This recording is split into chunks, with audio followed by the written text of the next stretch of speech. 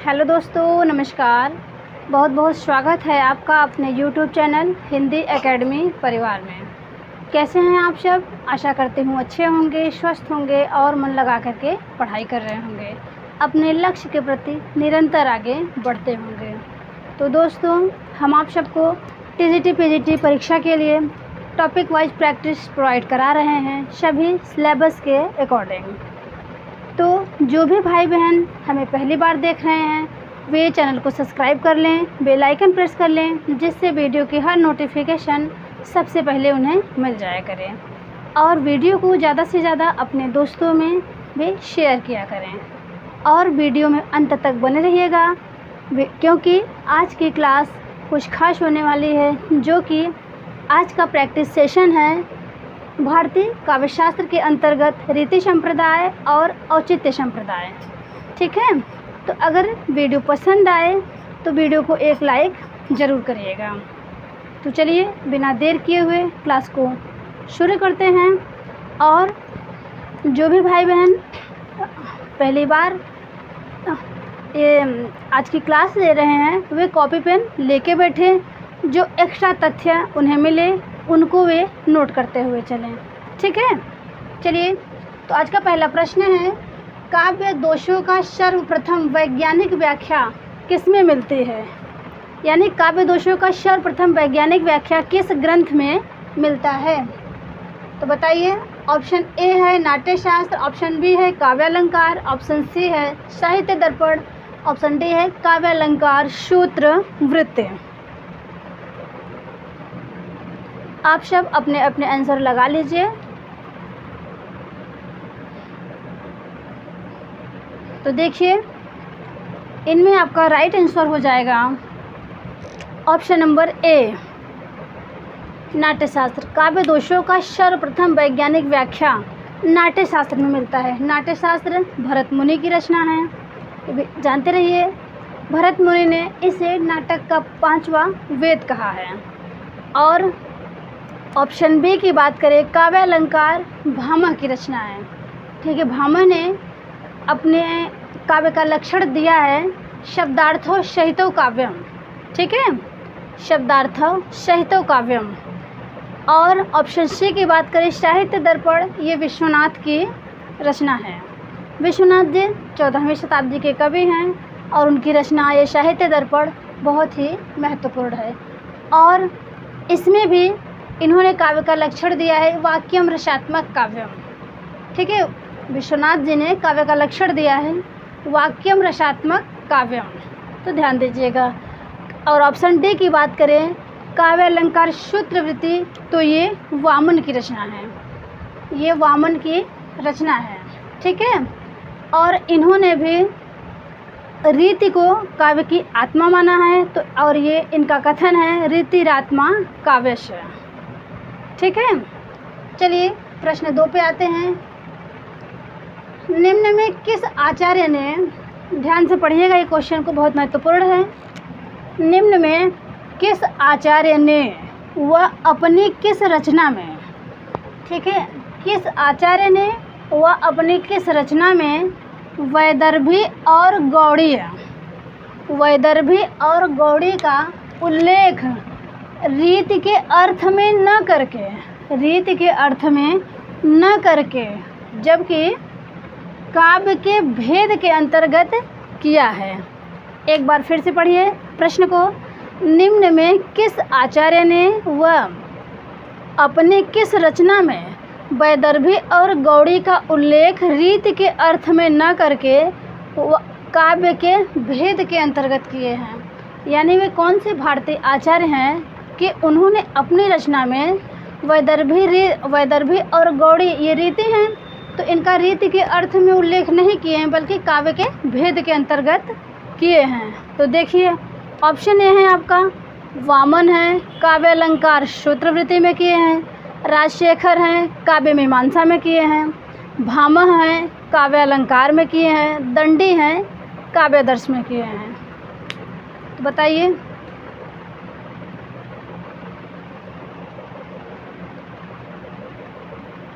तो इसमें आपका राइट आंसर हो जाएगा शी। भामा महोदय हैं, भामा भारती आचार्य हैं, वह उन्होंने अपनी रचना काव्यालंकार में वैदर्भी और गौड़ी का रीति के अर्थ में उल्लेख नहीं किया है, बल्कि उन्हें वैदर्भी और गौड़ी रीति को काव्य के भेद माने हैं। ठीक है, चलिए प्रश्न 3 देखते हैं। आचार्य वामन ने किस रीति को रीति नहीं माना है? आचार्य वामन ने किस रीति को रीति नहीं माना है, ये आपको बताना है। ऑप्शन है वैदर्भी, ऑप्शन बी है गौड़ी, ऑप्शन सी है पांचाली, ऑप्शन डी है लाटी। तो आचार्य महोदय जी हैं जो आचार्य वामन जी जो हैं ये केवल 3 रीति की बात करते हैं। तो यहाँ पे 4 रीति का नाम दिया है और 4 रीतियाँ होती हैं। तो इनमें कौन सी रीति है जिसे वामन ने अपने रीति के अंतर्गत नहीं रखा, यानी वे उस रीति को रीति नहीं मानते हैं? बताइए।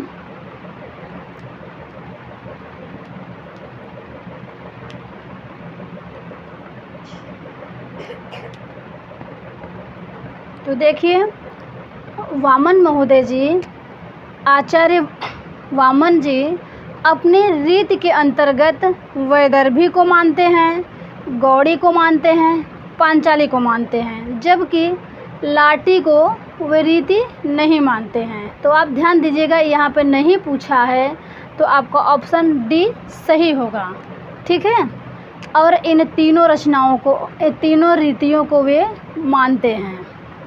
ठीक है, आचार्य वामन जी वैदर्भी, गौड़ी, पांचाली रीति को मानते हैं, उन्होंने 3 रीति माना है, जबकि लाटी रीति को उन्होंने रीति नहीं माना है।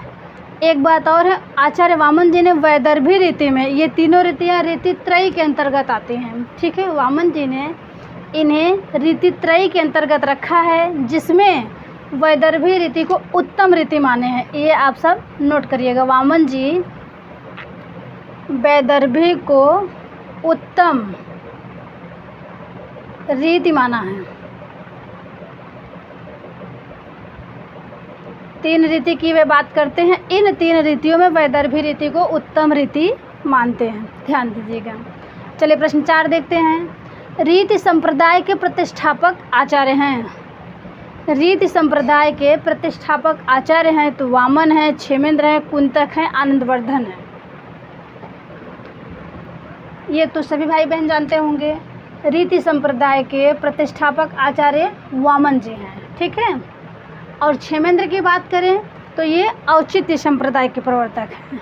ठीक है, ये औचित्य संप्रदाय के प्रवर्तक हैं। इनकी रचना है औचित्य विचार चर्चा, महत्वपूर्ण रचना है, नोट करिएगा। औचित्य विचार चर्चा, औचित्य विचार चर्चा, ये क्षेमेंद्र की रचना है और इनका संप्रदाय औचित्य संप्रदाय है। कुंतक की बात करें तो कुंतक जो है वो वक्रोक्ति संप्रदाय के प्रवर्तक माने जाते हैं और कुंतक की भी रचना महत्वपूर्ण है, वक्रोक्ति जीवितम। अभी आगे इनको भी एक अलग संप्रदाय के रूप में पढ़ेंगे। इनका है रचना वक्रोक्ति जीवितम। ठीक है, वक्रोक्ति जीवितम। आनंदवर्धन है, ये इनका संप्रदाय ध्वनि संप्रदाय है और इनकी रचना है ध्वन्यालोक। ये बहुत बार पूछा गया है, इनको आप ध्यान रखिएगा। कौन से आचार्य किस संप्रदाय से हैं और उस संप्रदाय की पुस्तक। ठीक है, तो चलिए आगे बढ़ते हैं। प्रश्न 5। वचन विन्यास क्रमोहृते। वचन विन्यास, यहाँ पे यहाँ रीति है। वचन विन्यास क्रमोहृते उक्त किसकी है?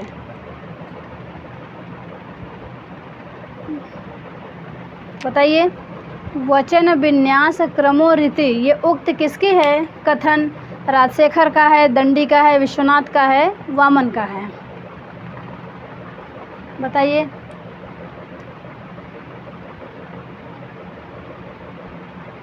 तो इसमें आपका राइट आंसर हो जाएगा वचन विन्यास क्रमोह रीति राजशेखर का हो जाएगा। ठीक है, वचन विन्यास क्रमोह रीति ये राजशेखर का है कथन। चलिए आगे बढ़ते हैं।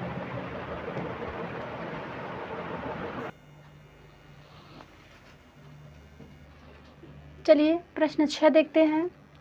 किस आचार्य ने वृत्त का स्वरूप विधायक वर्ण गुंफ को माना है? किस आचार्य ने वृत्त का स्वरूप विधायक वर्ण गुंफ को माना है? बताइए। आपके ऑप्शंस हैं मम्मट, वामन, राजशेखर, दंडे। बताइए। तो देखिए, जिन भाई बहन ने ऑप्शन ए चुना होगा वे सही हैं, उनका आंसर सही है। मम्मट जी ने वृत्त का स्वरूप विधायक वर्ण गुंफ को माना है। प्रश्न 7 देखते हैं। लाटीय नामक चतुर्थ रीति की उद्भावना करके किस आचार्य ने रीतियों की संख्या 4 कर दी? यहाँ पे रीतियों होगा, रीतियों की संख्या 4 कर दें। बताइए। लाटीय नामक चतुर्थ रीति की उद्भावना करके किस आचार्य ने रीतियों की संख्या 4 माना है? तो देखिए, इनमें आपका आंसर होगा रुद्रट। पहले वैदर्भी, गौड़ी और पांचाली रीति थी। उसके बाद रुद्रट आचार्य जी ने लाटीय नामक चतुर्थ रीति की उद्भावना करके रीतियों की संख्या 4 माने। ठीक है, चलिए प्रश्न 8 देखते हैं। गुण और रीति में संबंध स्थापित कर गुण को रीति का नियामक सिद्ध करने वाले प्रथम आचार्य हैं। बताइए। देखिए फिर से एक बार, गुण और रीति में संबंध स्थापित कर गुण को रीति का नियामक सिद्ध करने वाले प्रथम आचार्य हैं। बताइए। आपके दंडी हैं, वामन हैं, रुद्रट हैं, मम्मट हैं।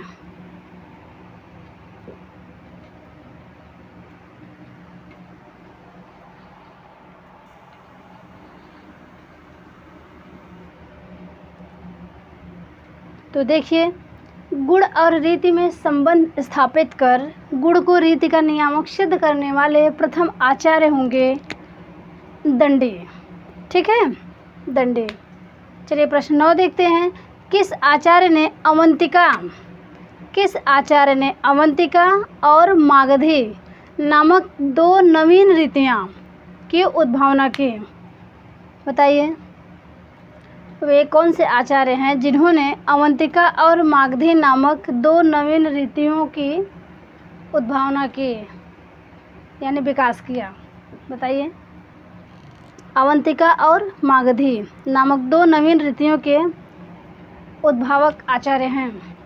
तो भोजराज हैं, ऑप्शन ए हैं, वामन हैं, क्षेमेंद्र हैं, कुंतक हैं। तो देखिए, यहाँ पे आपका राइट आंसर हो जाएगा भोजराज। वैदर्भी, गौड़ी, पांचाली और लाटी, ये 4 रीति थी। इन्होंने भोजराज आचार्य जी ने अवंतिका और मागधी 2 नवीन रीतियों को उसमें मिला के इन्होंने 6 रीतियाँ मानी। ठीक है, भोजराज जी ने 6 रीतियाँ मानी हैं। वैदर्भी, गौड़ी, पांचाली, लाटी, अवंतिका, मागधी। ठीक है, ये भी ध्यान रखिएगा आप सब। फिर देखिए प्रश्न 10। किस आचार्य ने रीति या संघटना के स्वरूप का आधार समास को माना है? देखिए, किस आचार्य ने रीति या संघटना के स्वरूप का आधार समास को माना है? अब वामन है, आनंदवर्धन है, रुद्रट हैं, कुंतक हैं। बताइए। तो देखिए, इसमें जिन भाई बहन ने ऑप्शन बी चुना होगा आनंदवर्धन को, उनके आंसर सही हैं। आनंदवर्धन आचार्य जी ने रीति या संघटना के स्वरूप का आधार समास को माना है, ध्यान रखिएगा। फिर देखिए प्रश्न 11। किस आचार्य ने रीतियों का विभाजन वर्ण स गुंफन के आधार पे किया है? किस आचार्य ने रीतियों का विभाजन वर्ष गुंफन के आधार पे किया है? बताइए, अपने अपने आंसर गेस करिए आप सब।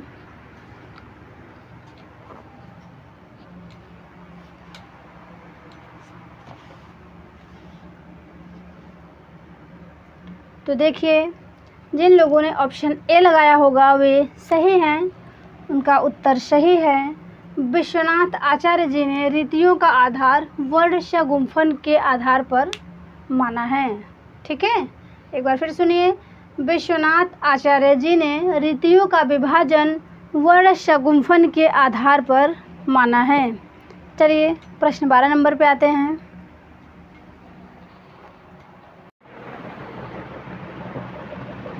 चलिए प्रश्न नंबर 12 देखते हैं। आचार्य वामन के संबंध में असत्य कथन है। आचार्य वामन के संबंध में असत्य कथन है। देखिए, आचार्य वामन जी ने इन्होंने 10 गुण, 10 शब्द गुण व 10 अर्थ गुण माना। आचार्य वामन ने काव्य गुणों की संख्या 20 मानी, जिसमें 10 शब्द गुण और 10 अर्थ गुण हैं। ठीक है, ऑप्शन बी, काव्यालंकार सूत्र में सूत्रों की संख्या 319 है तथा 5 परिच्छेद हैं। जो इनकी रचना काव्यालंकार सूत्र है, वामन जी ने, वामन की ये रचना काव्यालंकार सूत्र है। इन्होंने इसी रचना पे वृत्त लिखा था, इसलिए इनके रचना का नाम काव्यालंकार सूत्र वृत्त है। ठीक है, तो देखिए, और आचार्य वामन जी ने वैदर्भी, गौड़ी व पांचाली 3 रीतियों को माना है।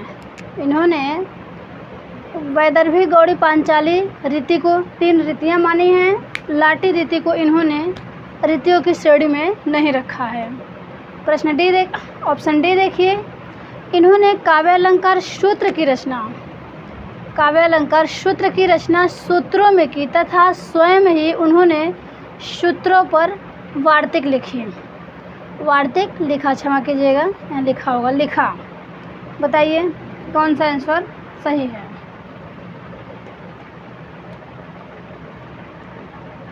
तो देखिए, वामन जी ने 10 शब्द गुण, 10 अर्थ गुण माना, ये सही है। उनके गुणों की संख्या 20 है, जिसमें 10 शब्द गुण और 10 अर्थ गुण, ये आपका सही है।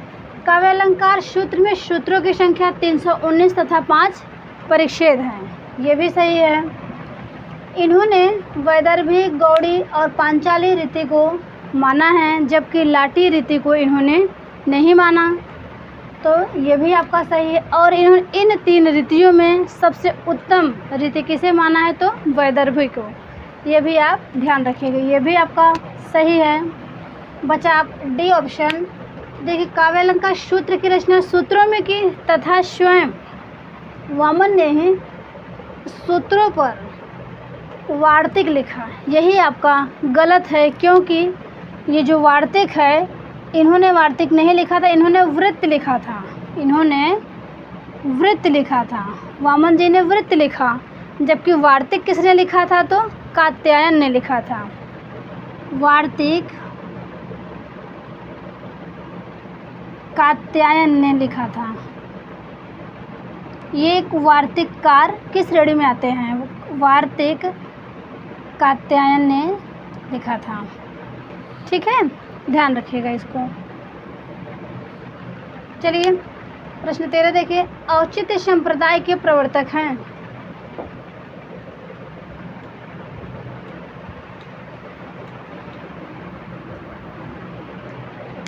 औचित्य देखिए, क्षमा कीजिएगा, यहाँ औचित्य है, औचित्य संप्रदाय। देखिए, औचित्य संप्रदाय के प्रवर्तक हैं क्षेमेंद्र हैं, आनंदवर्धन हैं, कुंतक हैं, भामह हैं।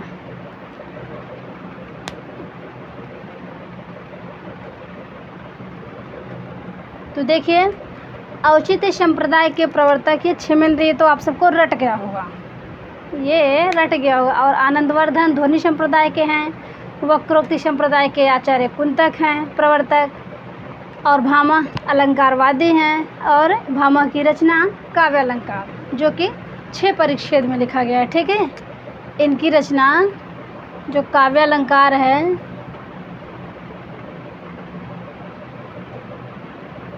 इसमें 6 परिच्छेद हैं, नोट कर लीजिएगा। ये भामह की रचना है। ठीक है, काव्य अलंकार भामह का है जो कि 6 परिच्छेद में है। देखिए क्षेमेंद्र महोदय जो हैं, क्षेमेंद्र आचार्य जी माफ़ कीजिएगा, औचित्य संप्रदाय के प्रवर्तक हैं और ये कश्मीर के निवासी थे। ठीक है, क्षेमेंद्र जी कश्मीर के निवासी थे और 11वीं शती के उत्तरार्ध इनका समय है। क्षेमेंद्र का समय 11वीं शती का उत्तरार्ध है और ये कश्मीर के निवासी हैं। इनके पिता का नाम प्रकाशेंद्र है। ठीक है, प्रकाशेंद्र ये क्षेमेंद्र के पिता हैं।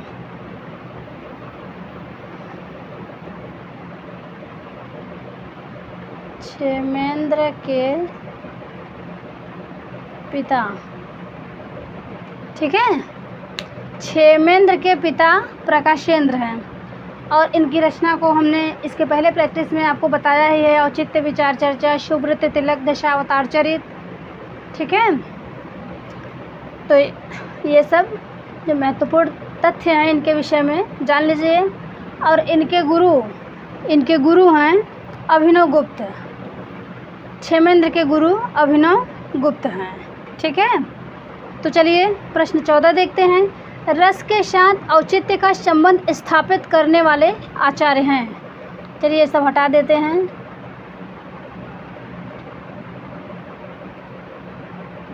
हाँ, अब बताइए। रस के साथ औचित्य का संबंध, रस के साथ औचित्य का संबंध स्थापित करने वाले आचार्य हैं। कुंतक हैं, आनंदवर्धन हैं, वामन हैं, दंडी हैं। तो देखिए जिन भाई बहन ने ऑप्शन बी चुना होगा वे सही हैं। आनंदवर्धन रस के साथ औचित्य का संबंध स्थापित करने वाले आचार्य आनंदवर्धन हैं। ठीक है, प्रश्न 15 देखिए। औचित्य सिद्धांत को स्वतंत्र काव्य सिद्धांत न मानकर इसे विभिन्न काव्य सिद्धांतों का समन्वय किसने कहा है? ये ये किसी आलोचक का कथन है, क्योंकि अब जो ये भावी एग्ज़ाम हो रहे हैं इनमें कथन भी दिए जाते हैं, तो इसलिए हमने यहाँ कथन को लिया है। औचित्य सिद्धांत को स्वतंत्र काव्य सिद्धांत न मानकर इसे विभिन्न काव्य सिद्धांतों का समन्वय किसने माना है? तो नंद दुलारे वाजपेयी हो गए, आपके आचार्य शुक्ल हो गए, नगेंद्र हो गए, बच्चन सिंह हो गए। बताइए, अपने अपने आंसर आप सब लगा लीजिए, फिर मैं बताऊं। तो देखिए, औचित्य सिद्धांत को स्वतंत्र काव्य सिद्धांत न मानकर इसे विभिन्न काव्य सिद्धांतों का समन्वय नंद दुलारे वाजपेयी जी ने कहा है। ठीक है, प्रश्न 16 देखते हैं। औचित्यम रस सिद्धस्य स्थिरम काव्यस्य जीवितम, ये कथन किसका है? औचित्यम रस सिद्धस्य स्थिरम काव्यस्य जीवितम, ये कथन किसका है? तो क्षेमेंद्र का है, कुंतक का है, भामह का है और वामन का है। बताइए, ये परिभाषा है, ये विभिन्न आचार्यों की जो भिन्न भिन्न परिभाषाएं हैं ये बहुत पूछा जाता है। इनको आप सब याद कर, जो महत्वपूर्ण है वो हमने आप सबको कराया हुआ है अपने इन प्रैक्टिस में, तो आप ध्यान रखिएगा, यहाँ से क्वेश्चन ज़रूर बनेंगे। तो देखिए, औचित्यम रस सिद्धस्य स्थिरम काव्यस्य जीवितम, ये आपका क्षेमेंद्र का है। ठीक है, ये आपका क्षेमेंद्र का है। चलिए स्क्रीनशॉट ले लीजिए, फिर आगे बढ़ें। देखिए, ये क्वेश्चन नंबर 12 में ये आपका अशत है, यही आंसर गलत होगा। ये बाकी ये वामन के संबंध में ABC हैं, जबकि D नहीं है, असत्य कथन है। चलिए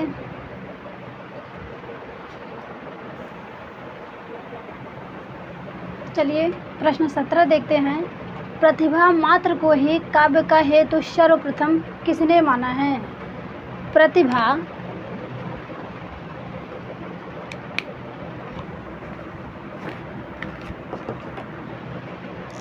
प्रतिभा मात्र को ही काव्य का हेतु सर्वप्रथम किसने माना है? वाग्भट, आनंदवर्धन, हेमचंद, जयदेव। ऑप्शन करिए। चलिए आंसर करिए आप सब।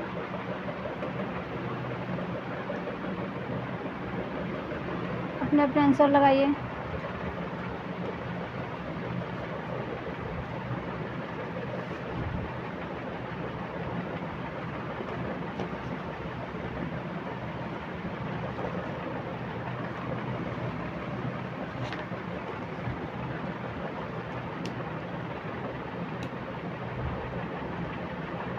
तो देखिए, जिन भाई बहन ने ऑप्शन सी लगाया होगा हेमचंद, ये सही है। ठीक है, प्रतिभा मात्र को ही काव्य का हेतु सर्वप्रथम हेमचंद ने माना है। तो चलिए, इसमें आनंदवर्धन की रचना ध्वन्यालोक और वाग्भट की रचना अलंकार तिलक है। ठीक है, वाग्भट की रचना अलंकार तिलक, आनंदवर्धन का ध्वन्यालोक और हेमचंद की रचना है देसी नाममाला। और एक जयदेव की रचना जो है वो आपका है ये चंद्रालोक। ठीक है, जयदेव के बारे में कुछ जान लेते हैं। ये कश्मीर के निवासी थे, सॉरी मिथिला के। ये मिथिला के निवासी थे। इनकी दो उपाधियां हैं, वे महत्वपूर्ण हैं, जान लीजिए। इन्हें साहित्य के क्षेत्र में,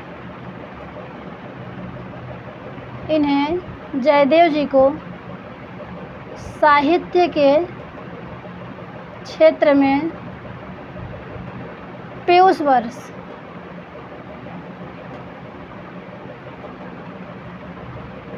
साहित्य के क्षेत्र में पीयूष वर्ष और न्याय के क्षेत्र में,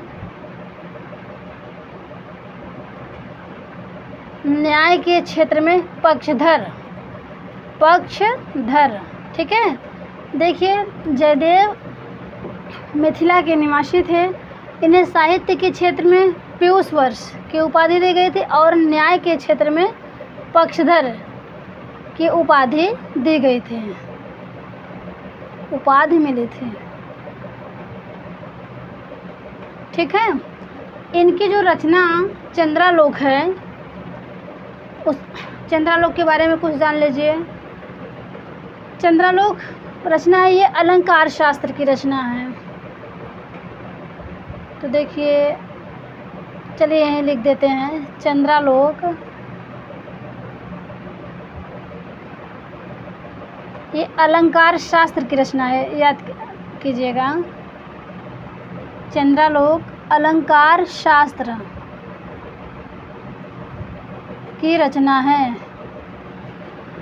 ठीक है, और इसमें अलंकार शास्त्र चंद्रालोक में 10 मयूख हैं, 10 मयूख हैं और 35 अनुष्टुप छंद, 35 अनुष्टुप छंद का वर्णन है। इतना तथ्य आप जयदेव के बारे में याद कीजिएगा। ठीक है, देखिए जयदेव की रचना चंद्रालोक है, अलंकार शास्त्र की रचना है, जिसमें 10 मयूख है और 35 अनुष्टुप छंद का प्रयोग हुआ है। और जयदेव को साहित्य के क्षेत्र में पीयूष वर्ष और न्याय के क्षेत्र में पक्षधर कहा जाता है। चलिए प्रश्न 18 आते हैं। तो देखिए, निर्दोषा लक्षणवती सरित्र गुणभूषणा शालंकार रसा अनेक वृत्तिर्वाक काव्य नामवाक। ये काव्य लक्षण किसका है? तो ऑप्शन ए है जयदेव, ऑप्शन बी है भामा, ऑप्शन सी है वामन, ऑप्शन डी है मम्मट। बताइए।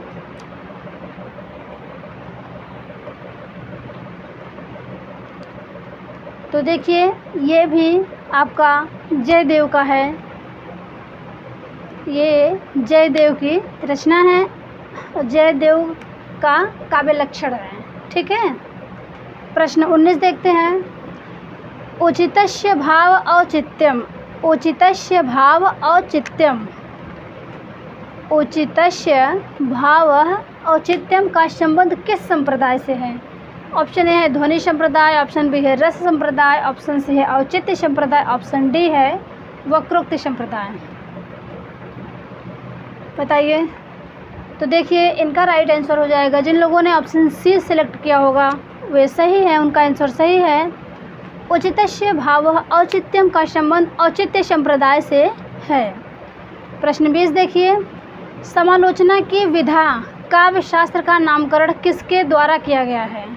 समालोचना की विधा काव्य शास्त्र का नामकरण किसके द्वारा किया गया है?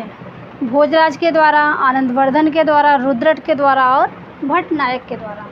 बताइए।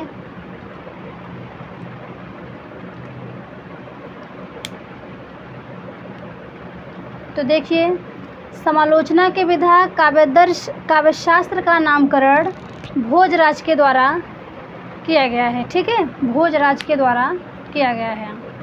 चलिए प्रश्न 21 देखते हैं। काव्यशास्त्र में सर्वप्रथम औचित्य शब्द का प्रयोग किसने किया? ये महत्वपूर्ण प्रश्न है, इसको आप सब इम्पोर्टेंट कर लीजिए। प्रश्न नंबर 21। काव्यशास्त्र में सर्वप्रथम औचित्य शब्द का प्रयोग किसने किया? क्षेमेंद्र ने अपनी पुस्तक औचित्य विचार चर्चा में, आनंदवर्धन ने अपनी रचना ध्वन्यालोक में किया, ऑप्शन बी है, ऑप्शन सी है भरत मुनि ने नाट्यशास्त्र में किया, ऑप्शन डी है कन्नौज नरेश यशोवर्मन ने अपनी रचना रामाभ्युदय में। बताइए।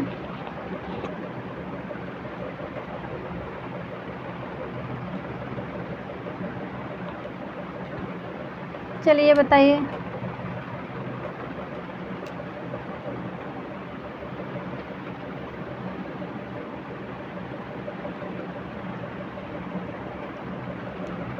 तो देखिए काव्यशास्त्र में सर्वप्रथम औचित्य शब्द का प्रयोग किसने किया था? तो ऑप्शन डी होगा कन्नौज नरेश यशोवर्मन ने अपनी रचना रामाभ्युदय में मिलता है। ये रामाभ्युदय जो है ये नाटक विधा की रचना है, ये नाटक है। ठीक है। अभी तक तो ये जो रामाभ्युदय नाटक है ये उपलब्ध ग्रंथ नहीं मिला है, परंतु भोजराज की जो रचना है श्रृंगार प्रकाश, उसमें इस रचना रामाभ्युदय नाटक के एक श्लोक का उल्लेख मिलता है। ठीक है। फिर से एक बार सुन लीजिए। काव्यशास्त्र में सर्वप्रथम औचित्य शब्द का प्रयोग कहाँ मिलता है? तो कन्नौज नरेश यशोवर्मन की रचना है रामाभ्युदय नाटक में, वहाँ पे औचित्य शब्द का प्रयोग सबसे पहले मिलता है। और ये रचना अब तक अभी उपलब्ध नहीं हो पाई है, लेकिन इसके एक श्लोक भोज की रचना श्रृंगार प्रकाश में मिलते हैं। ठीक है। चलिए प्रश्न 22 देखते हैं। अविधा वृत्ति मातृका नामक ग्रंथ की रचना किसने की? अविधा वृत्ति मातृका नामक ग्रंथ की रचना किसने की? मुकुल भट्ट ने, महिम भट्ट ने, भट्टनायक ने और कोई नहीं। बताइए।